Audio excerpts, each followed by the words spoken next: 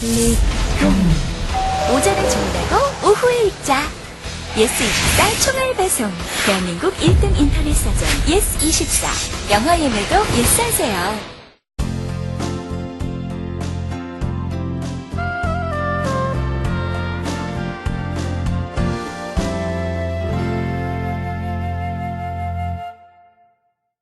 분의 인문학 분야에서의 석학을 모셔왔습니다. 그래서 이제 각 분야별로 지금 인문학은 어디에 와 있고 앞으로 어느 방향으로 가야 되고 우리는 인문학자들에게 어떤 질문을 던져야 하는가. 오늘 선생님께도 이제 그런 말씀을 주로 드리겠습니다. 선생님 그동안 어떻게 살아오셨고 요즘 치열하게 고민하고 계신 내용은 무엇이고 또 이제 젊은 많은 분들이 또 저를 포함해서 선생님께 여러 가지 질문을 드릴 거고요. 거기에 대해서 그냥 편안하고 솔직하게 대답해 주시면 됩니다. 제가 학번이 59 학번입니다. 59 학번. 그래서 지난 몇 년 전인가 벌써 서울대학교든가 가서 만나서 몇 학번이냐 하니까 09 학번이라고 그러더라고요. 그래서 59와 09의 만남 50년의 세월을 기억하는 지금 이제 말씀하시니까 참 옛날 아마 1968년에 통일혁명이라는 사건이 터졌으니까 그때 정재승 교수도 세상에 없었지 않았나. 그렇습니다. 72년생이니까요. 네, 그렇죠. 보기와는 달리 어립니다. 그때 상황을 아마 여러분들도 잘 모르실 거예요. 제가 59학번이니까 대학교 2학년 때 4.19, 3학년 때 5.16 군사혁명 이후에 군사혁명에 대한 학생들의 어떤 저항과 반대 이런 이제 분위기 속에서 소위 제가 학생 서클 운동의 1세대입니다. 제1세대. 이렇게 사실은 통일혁명당이라는 당이 없었어요. 그 당시에는. 나중에 제가 감옥에 있을 때 그 후에 당이 만들어졌다는 이야기를 이제 간접적으로 듣긴 합니다. 네. 없었기 때문에 뭐 가입하거나 뭐 간부거나 이런 사실이 없는데도 불구하고 그 당시 상황에서는 이제 그런 사건들이 만들어지게 됐습니다. 제가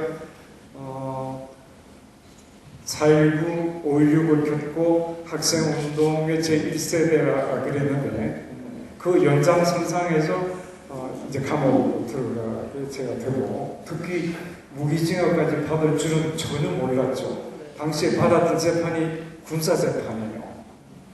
군법회에서 제가 현역으로 육군 중이었거든요.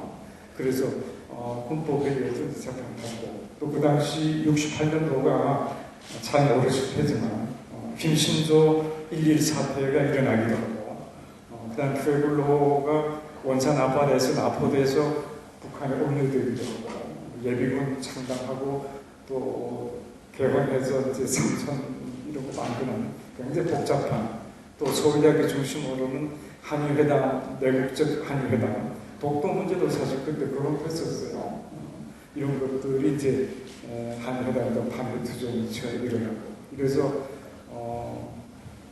나중에 제가 뭐 정확한지는 모르지만 서울대학교 학생 서클 운동의 어떤 간부 하나를 사용을 시켜야 된다 그런 주장들이 있었다고요. 네. 깜짝 놀랐어요.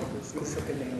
그러니까 통일혁명당이 실제로 존재하지는 않았는데 당시에 그런 당이 있고 거기에 주요 간부라고 누명을 쓰셔서 뭐 사형 저희 원도를 받으시고 우리대 정치과 저보다 선배 한 분이 관련이 있었어요. 네. 그 사실은 네. 북한에 갔다 온 그런 어떤 소위 말하는 간첩 사건하고 관련이 있었고 네. 나는 이제 순전히 학생운동 조직의 학생서클 운동 1세대로 학생운동을 열심히 했던 네. 지금은 교도소가 참 좋아졌어요. 집필도 가능하고 뭐 TV 시청도 되고 그런데 우리 때는 집필도 일체 허가가 되지 않고 편지도 한 달에 한 번씩 엽서를 신청해서 받아서 거기다가 써요. 쓰는데도 교도관의 시선하에서 써야 돼요. 근데 제 경우는 전혀 생소한 감옥이라는 공간에 그야말로 던져졌는데 참 많은 충격적인 생각을 하게 돼요.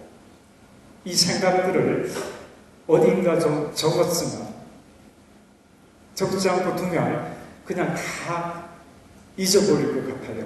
그래서 적어두면 언젠가 다시 이 시절의 이 생각들을 한번 다시 읽었으면 좋겠다. 그래서 유일하게 기록이 허용되는 가족에게 보내는 편지에 제가 적기 시작합니다. 아마 가족에게 보내는 편지글 중에 그런 사색적인 글 쓴 사람 별로 없을 거예요. 내지는 그 안에 것들을 낱낱이 알면 진짜 이제는 엄마 입장에서 감정이입을 해보면 하나 이렇게 피부를 바늘로 찌르는 것 같은 그런 느낌을 더 받으셨을 수도 있어요. 저도 저 개인적으로는 한 달에 한 번밖에 못 쓰기 때문에 또 일치에 무슨 메모할 수도 없기 때문에 이번 달에는 이 문제를 정리해서 쓰자 하고 한 달 내내 머릿속에 원고를 써요. 미리. 월간지 기본이에요. 그래서 완전히 거기서 교정까지 완벽하게 끝냅니다. 그때는 또 머릿속으로 20대에서 머리도 상당히 명석해서 다 기억해요. 그래서 그 교도관 시선할 쓰는데 지금 아마 영인본이 나와서 엽서라는 영인본이 나와서 그 편지가 그대로 보이는데 그 본 사람들이 어떻게 고친 데가 한 군데도 없나. 왜 미리 다 고쳐서 쓰니까. 내 머릿속에 지우개 있네요. 머릿속에서 퇴고를 하고 싶어요. 저는 제가 무기징역 받고 독방에 앉아 있으면서 그 좁은 독방에 앉아 있으면서 왜 자살하지 않나. 자살하면 죽지. 심지어는 같은 방에 있는 사람이 자살하기도 해요. 그래서 나는 왜 안 죽나. 사실 심각하게 제가 고민해 본 적이 있어요.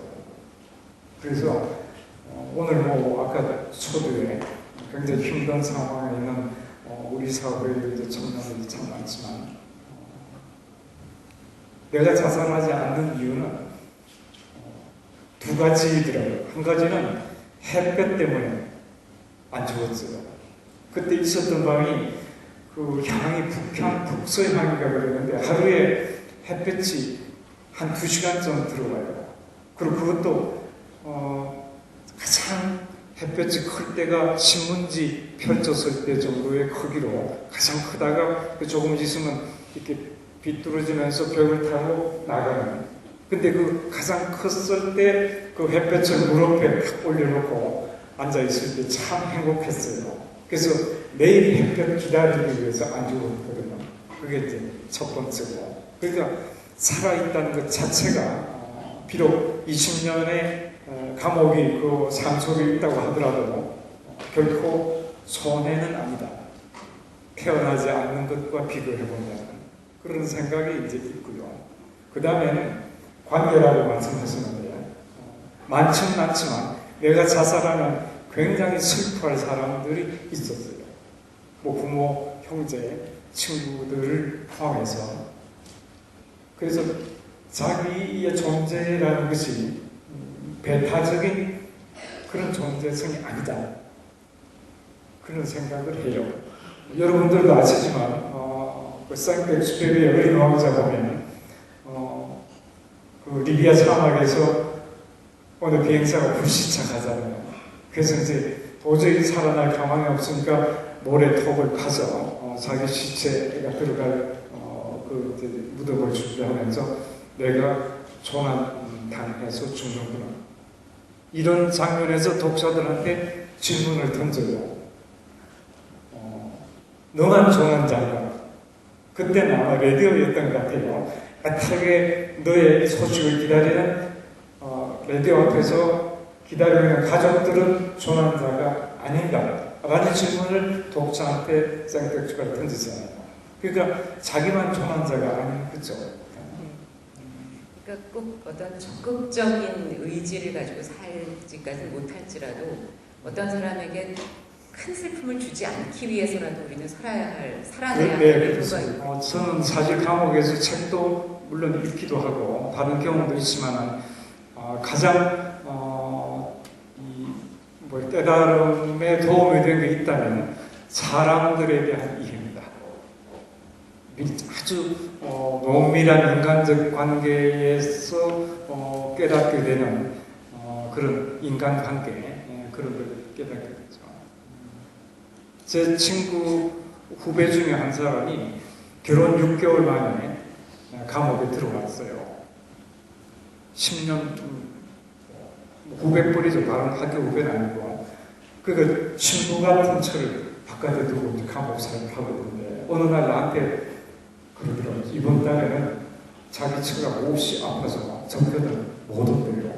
그래서 그런 편지를 받았냐고 물어봤더니 편지는 못 받았지만 이번에 집에서 보내온 양말인가 무슨 런닝샷인가 하는 소포에 향수가 보통 때보다 2배 짙게 뿌려져 왔다는 거예요.